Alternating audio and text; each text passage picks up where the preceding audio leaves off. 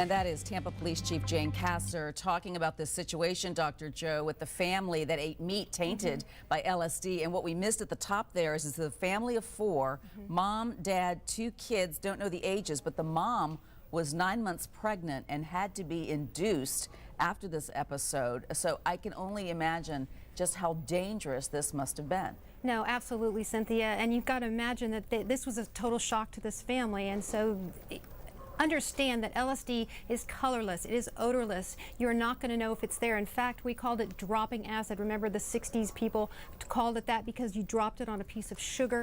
In this particular case, this family thankfully is okay. They're home now. But again, we just don't know, and I think we will not know for some time where that LSD came from. And what the ramifications might be. We don't have ages on the kid. And then you also wonder about this mom who was obviously 9 months pregnant and then had to be induced. But you did get a chance to speak to the health department. What did they tell you? I've talked to multiple agencies. I talked to the health department earlier today. They couldn't give me a lot of information, but definitely confirmed what we knew. I also called Poison Information Center. I said, are we seeing a resurgence of LSD? We had that case last year where that young man ran into the barricade on Bayshore and died. And there were traces of LSD in his blood. So the Poison Information Center said that they had not seen any resurgence.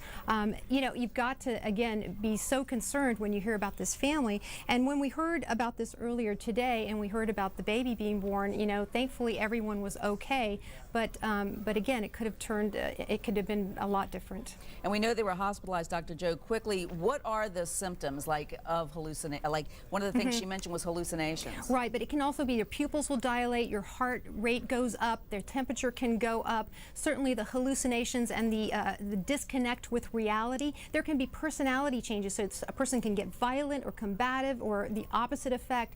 And again, you have to remember that everyone's going to deal with it differently. So in some cases, someone may have, you know, as they say, they may have pleasant experiences, others may have very, very distressful experiences. But what is really coincidental is in the last 48 hours or so, they've released a study, the first study approved with LSD in the last 40 years, and it was conducted on people who were at near their life's end.